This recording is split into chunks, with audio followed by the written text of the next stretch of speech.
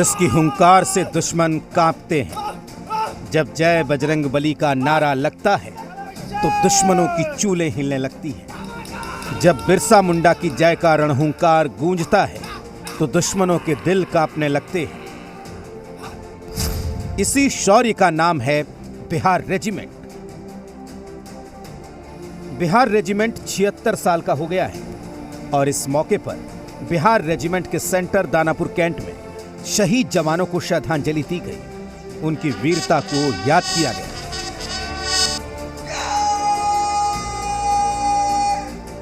इस मौके पर एक रेजिमेंट के तौर पर हम प्रण करते हैं कि हमेशा की तरह अपने राष्ट्र की सुरक्षा एवं उन्नति के लिए तत्पर रहेंगे। मैं रेजिमेंट के उन शूरवीरों को भी आज श्रद्धांजलि अर्पित करता हूं, उनकी याद में नमन करता हूं, जिन्होंने हमारे राष्ट्र, भारतीय सेना और बिहार रेजिमेंट की शान की खातिर अपनी प्राणों की आहुति। आज हम रेजिमेंट के उन शूरवीरों को याद करते हैं, उनकी याद में नमन करते हैं, जिन्होंने भारतवर्ष, भारतीय सेना और बिहार रेजिमेंट के नाम को ऊंचा रखते हुए अपने सैनिक कार्य का पालन करते हुए प्राणों की आहुति दे दी। वे सदैव हमारा प्रेरणा स्रोत रहेंगे।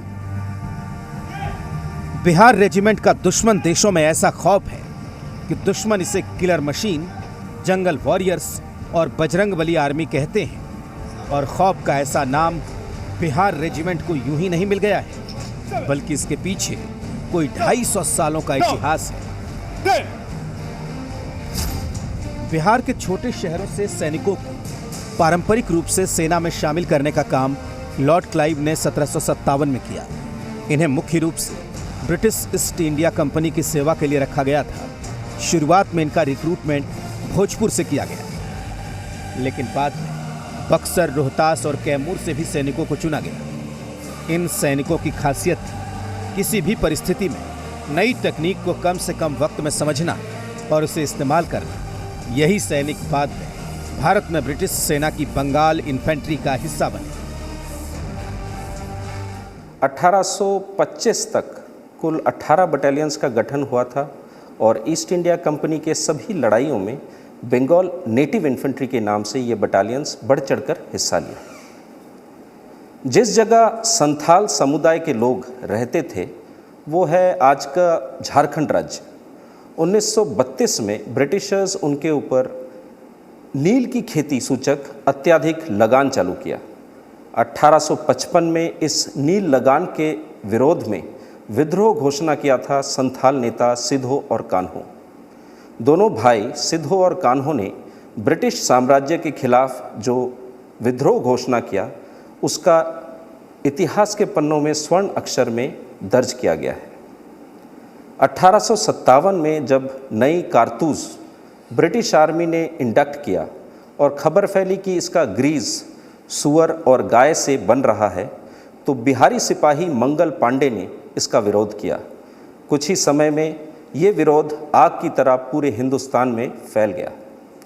ये था भारत का पहला स्वतंत्रता की लड़ाई, जिसका बीज बोया गया था सिद्धो कान्हो और मंगल पांडे द्वारा। वीरता और साहस का ये इतिहास ब्रिटिश काल से शुरू होता है। 1 नवंबर 1945 को आगरा में लेफ्टिनेंट कर्नल आर.सी. म्यूनरल ने बिहार रेजिमेंट की स्थापना की। इस रेजिमेंट का 76 वर्षों से निरंतर देश की सेवा का इतिहास रहा है। 15 सितंबर 1941 को अंग्रेजी सेना के मेजर जनरल आर.एच. ट्वीट की तरफ से प्रथम बिहार बटालियन का गठन किया गया। स्थापना के बाद इसे बिहार के गया और फिर 1949 में गया से दानापुर स्थानांतरित किया गया। 15 सितंबर 1941 में तैयार की गई इस रेजिमेंट में कमांडिंग अफसर कैप्टन हबीबुल्लाह खान खटक थे। बिहार के गवर्नर सर थॉमस रदरफोर्ड साल 1945 में शिलोंग के दौरे पर बिहार रेजिमेंट के चिन्ह से इस कदर प्रभावित हुए कि उन्होंने कर्नल हबीबुल्लाह खान खटक से बिहार सूबे के राजकीय चिन्ह के तौर पर इसके इस्तेमाल की अनुमति मांगी। मई 1945 में बिहार हुकूमत ने एक राजपत्रित अधिसूचना जारी कर कर्नल एम हबीबुल्लाह और समस्त प्रथम बिहार बटालियन का शुक्रिया अदा किया और 3 सिर वाले अशोक सिंह को बिहार के राजकीय चिन्ह के तौर पर अपनाया गया। बिहार रेजिमेंट का क्रेस्ट, जो कि लायन ऑफ अशोक या हम जिसे बोलते हैं अशोक स्तंभ, इसका डिज़ाइन का श्रेय जाता है लेफ्टिनेंट कर्नल हबीबुल्ला खान को। Lieutenant colonel Habibullah Khan regiment के पहले भारतीय कमान अधिकारी थे। इस चिन्ह या क्रेस्ट से प्रेरित होके ही 1945 में बिहार सरकार और 1947 में भारत सरकार इसे अपनाया था। इसमें बड़ी इंटरेस्टिंग चीज़ ये है कि देश विभाजन के बाद यही lieutenant colonel Habibullah Khan Pakistan army में शामिल हुए और लेफ्टिनेंट जनरल के रैंक से कार्यरत हुए थे। गठन के बाद दूसरे विश्व युद्ध में भी बिहार रेजिमेंट के जवानों ने अपना शौर्य दिखाया, तो आज़ादी के बाद पाकिस्तान से हुए 1965 के युद्ध में बिहार रेजिमेंट के हौसले के सामने दुश्मन पस्त हो गए। 1965 के भारत पाकिस्तान युद्ध में बिहार रेजिमेंट का और 7 बिहार बटालियन का प्रदर्शन बहुत ही उल्लेखनीय रहा है। अगर हम किसी भी युद्ध की बात करते हैं तो उसमें कई एक ऐसे टैक्टिकल बैटल्स होते हैं जिनका स्ट्रैटेजिक महत्व होता है। 1965 के युद्ध की बात करें तो ये बैटल होता है हाजी पीर पास का बैटल, जिसमें 7 बिहार बटालियन को टास्क मिला था कि वो बिदोरी हाइट को कैप्चर करे। अगर हम हाजी पीर पास की बात करते हैं तो इसमें 3 इम्पॉर्टेंट हाइट्स हैं। सबसे पहले बिदोरी, जो कि पूरब की तरफ है, और शंख और लेड वाली गरी, जो कि पश्चिम दिशा की तरफ है। 19 डिवीज़न के तजवीज़ के हिसाब से 2 तरफा हमला होना था हाजी पीर पास पे, जिसमें कि पश्चिम की तरफ से लेड वाली गली और शंख की तरफ से हमला होना था और पूरब दिशा से बिदोरी हाइट की तरफ से हमला होना था। बिदोरी हाइट को कैप्चर करना 7 बिहार और 19 पंजाब दोनों बटालियनों को दिया गया था। 24 अगस्त को तजवीज़ के हिसाब से अटैक शुरू हो जाना था, पर मौसम ख़राब होने की वजह से ये 24 घंटे के लिए डिले कर दिया गया। ये बावजूद इसके 7 बिहार बटालियन ने उल्लेखनीय प्रदर्शन करते हुए पूरे डिवीज़न को सबसे पहले विजय की खबर सुनाई। ये समझा जा सकता है जबकि पूरा डिवीज़न अटैक के सक्सेस के लिए इंतज़ार कर रहा है, तो सबसे पहली खबर, विजय की खबर का महत्व कितना ज़्यादा हो जाता है। इसके बाद मोमेंटम बना। 25 तारीख को बुर्जी पे हमला करने के बाद बिदोरी स्प्रिंग तक 7 बिहार ने कब्जा किया और 28-29 अगस्त को ये 19 पंजाब के साथ मिलकर बिदोरी हाइट पे पूरा कैप्चर किया। इसमें कई चीज़ें जो उभर के निकल के आती हैं। सबसे पहले जूनियर लीडर्स का जो रोल है। जब भी पहाड़ों की लड़ाई में जो ऑब्जेक्टिव होते हैं वो छोटे छोटे बंकर्स या इस तरह के टारगेट होते हैं, इस पे जूनियर लीडर की लीडरशिप जो होता है वो बहुत ही उत्कृष्ट दिखाई बिहार रेजिमेंट में, सेक्शन लेवल पे और प्लेटून लेवल पे। इसके बाद जो लड़ाई 1965 की ओवरऑल देखा जाए तो इसमें ना सिर्फ कन्वेंशनल बल्कि इन्फिल्ट्रेशन का भी इस्तेमाल किया था पाकिस्तान ने। तो 7 बिहार को टास्क इसके अलावा हिल्लन वैली में सितंबर और अक्टूबर के दौरान तकरीबन 9 पाकिस्तानी सैनिक और बहुत ही बड़ी तादाद में असलहा, गोला बारूद 7 बिहार ने बरामद किया और इन जो घुसपैठिए हैं इनको बर्बाद किया। इसके अलावा ये जो बिदोरी हाइट है ये बहुत ही डोमिनेटिंग हाइट है। ये गुलमर्ग से लेके उरी तक नज़र आता है। जब भी हमारी बिहार रेजिमेंट की बटालियनें जाती हैं वहाँ पे ये नज़र आता है। हमारे त्याग, हमारे बलिदान का ये प्रतिबिंब है। ये हमें जोश दिलाता है कि हमने ये अपना काम बखूबी पूरी जोश के साथ किया हुआ है। जब भी कोई इस तरह की लड़ाई होती है, हाजी पीर के जिस तरह से पास की लड़ाई थी, इसके आसपास कई ऐसे महत्वपूर्ण और लड़ाइयाँ भी होती रहती हैं जिनको उतना जो लाइमलाइट में नहीं आते, पर 7 बटालियन बिहार रेजिमेंट ने जिस तरह से कर्म ही धर्म और कर्म ही उनका पुरस्कार इस ऑपरेशन के दौरान बन गया। इस युद्ध के बाद बिहार रेजिमेंट ने वो काम कर दिखाया जो आधुनिक युद्ध की लड़ाई में कभी देखी ही नहीं गई। 1971 के युद्ध में पाकिस्तान के 96,000 सैनिकों ने बिहार रेजिमेंट के जाबाजों के सामने ही बांग्लादेश में सरेंडर कर दिया था। कहते तो ये हैं कि बिहार रेजिमेंट के सैनिकों की लड़ाई के तेवर का पाकिस्तानी सैनिकों में इस कदर खौफ था कि वो लड़ने को तैयार ही नहीं हुए। ये दुनिया भर के सैनिक इतिहास में एक रिकॉर्ड था जब इतनी बड़ी सेना ने बिना लड़े ही हथियार डाल दिए थे। 1971 के भारत पाकिस्तान युद्ध में बिहारियों ने भी अपना जौहर दिखाया।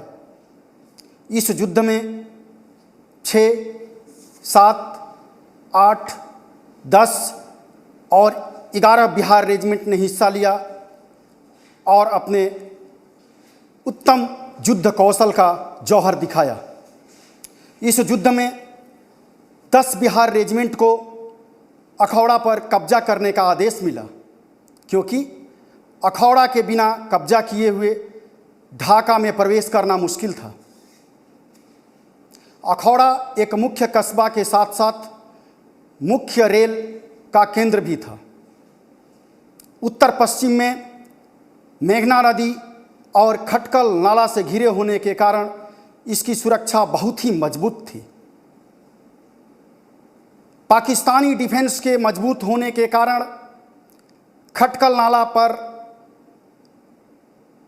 ब्रिज, ट्रैक और ट्रैक नाला जंक्शन पर कब्जा करना बहुत ही जरूरी था। मेजर डीपी सिंह और मेजर MM रवि के कमांड में वीर बिहारियों के वीरतापूर्ण संघर्ष के चलते 2 दिसंबर 1971 को खटकल नाला ब्रिज पर कब्जा कर लिया गया। बिहारी सैनिकों ने विजय रथ को आगे बढ़ाते हुए 4 दिसंबर 1971 की रात को फिर हमला शुरू किया। ब्रेवो कंपनी के सिपाही केदार पांडे ने पाकिस्तानी टैंक पर चढ़कर उसमें ग्रेनेड डालकर क्रू मेंबर को मौत के घाट उतार दिया।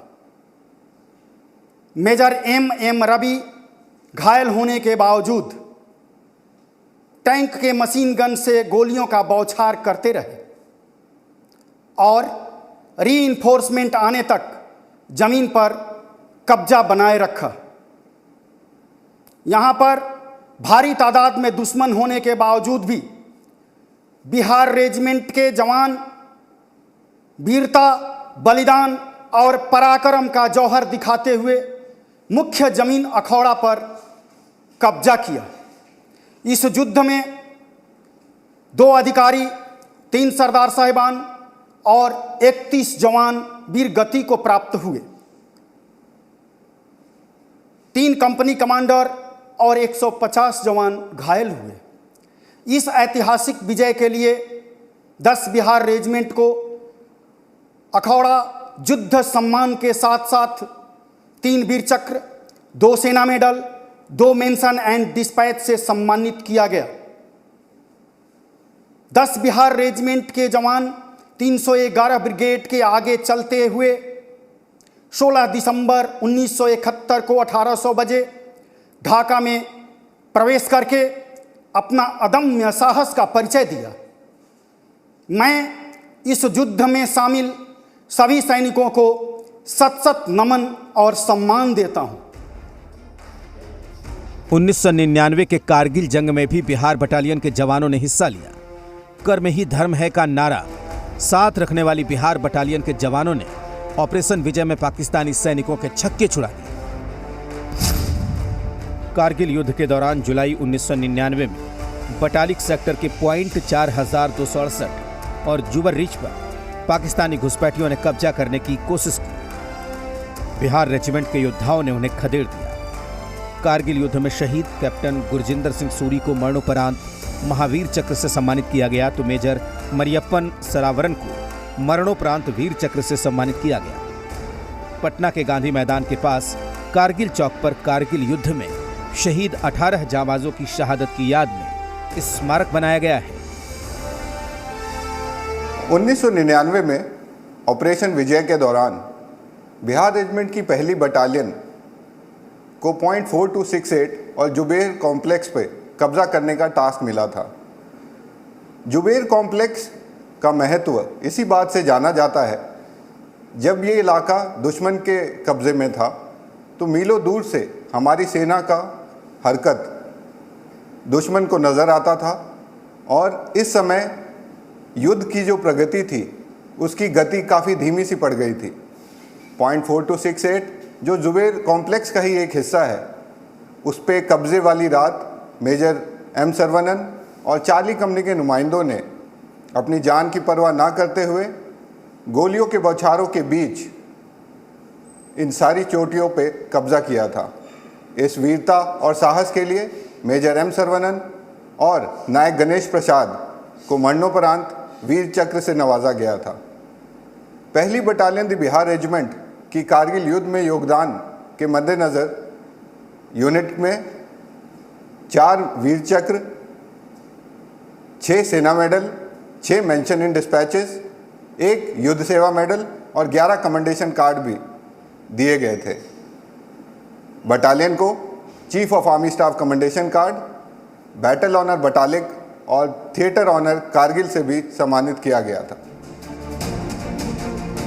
बिहार रेजिमेंट की कहानी इतनी ही नहीं है, कहानियां इतनी हैं कि पूरी किताब लिखी जा सकी।